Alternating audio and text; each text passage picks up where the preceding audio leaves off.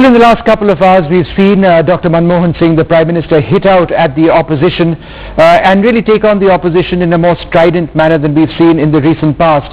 Several questions have been asked of the Prime Minister at this stage with the economy in the state that it is. And just before taking on the opposition in the Rajya Sabha, Dr. Manmohan Singh issued a statement in the Lok Sabha where he spoke at length about the current economic crisis in the country and what really needs to be done at this stage. But this needs to also be viewed in terms of his attacking the BJP, saying that the opposition needs to be working with the government and that he is a leader with some standing, and therefore if hard decisions need to be taken, he needs the support of the country at this stage to get India out of this economic mess that it's in. Joining us now to discuss some of those comments and some of the economic prescriptions made by the Prime Minister, Dr. Subir Gokarn, former Deputy Governor of the RBI. Thanks, Dr. Gokarn, very much for speaking to us. Firstly, we'll go through some of the points which the Prime Minister made about what economic decisions need to be taken or steps need to be taken, but just in terms of the language and the body language used by the Prime Minister in taking on the opposition and conveying a sense that, look, I'm a leader with some standing, he said that himself, take me seriously, how important is the message is that? Well, just before I get into that, I also like to be identified by my current position, which is Director of Research for Brookings India. But I have to say that I did not watch I saw the Prime Minister's statement in the Lok Sabha, but I did not get a chance to watch the Rajya Sabha statement. I think the sense of urgency that is being conveyed by this is very important. Obviously, parties can have differences on what long-term policies are and what their priorities should be and so on.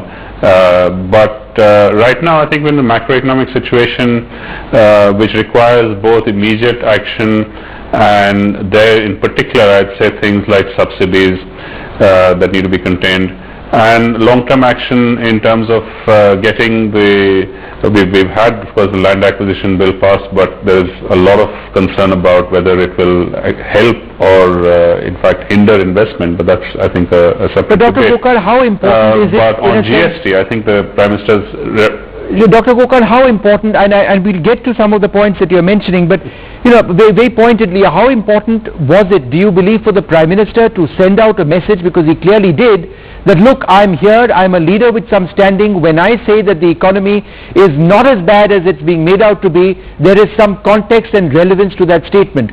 To me, it seemed that he was making a statement not just to other parliamentarians, but to international investors, possibly business leaders as well. Right.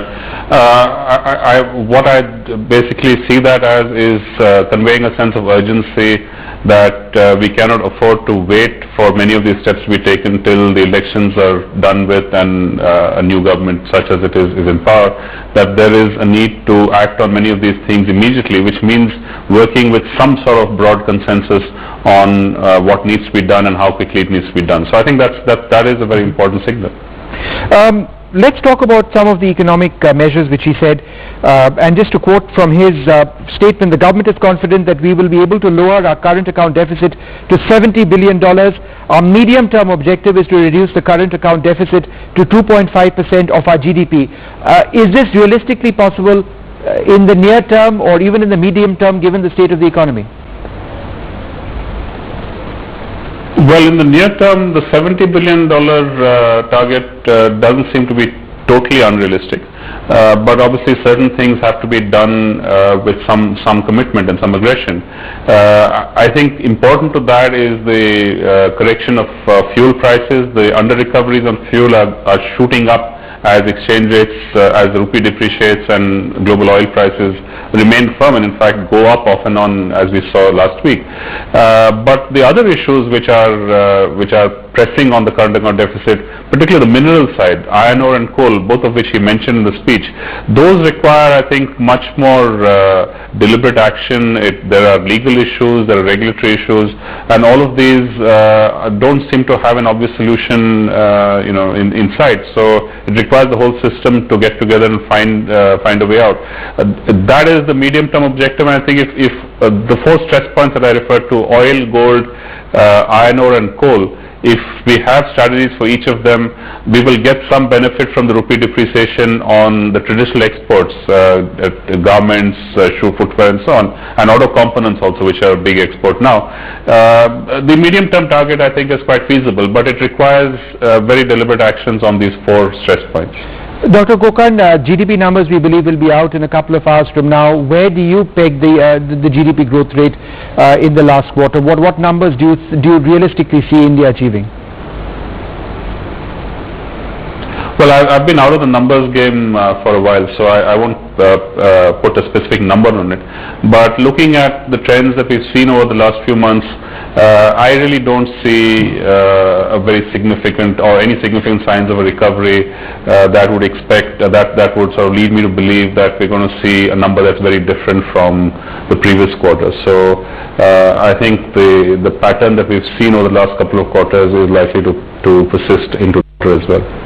One of the points that the Prime Minister made, which struck me as being important, he said that we need to target subsidies, particularly those subsidies which weren't going to the poor. What exactly do you think he was referring to? Perhaps the use of diesel in subsidized diesel in urban areas could be one example. Yes. But what specifically do you think he was referring to? Mm-hmm. I think that is a very important one.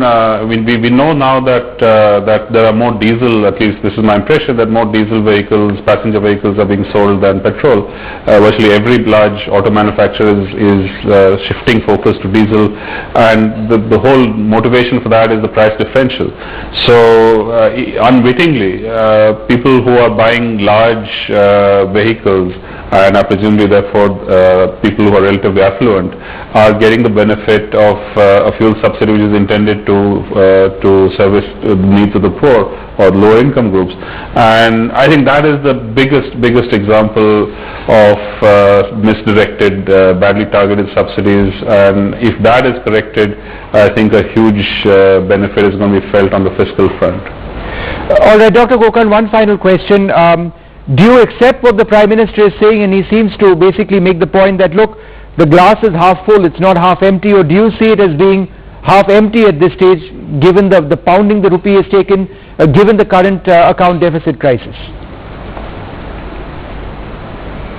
Well, instead of looking at it as half empty or half full, I think we should be looking at it as emptying. Okay. And if quick action is not taken, we know the solutions, we know what needs to be done. The Finance Minister said this, stated this in terms of objectives. The Prime Minister's speech today also stated in terms of what needs to be done. I think what we're lacking is how.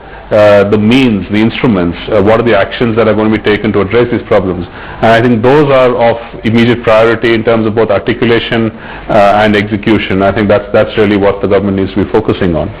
All right, Dr. Gokarn of Brookings India, thank you very much for speaking to us and sharing those views. Thanks very much indeed.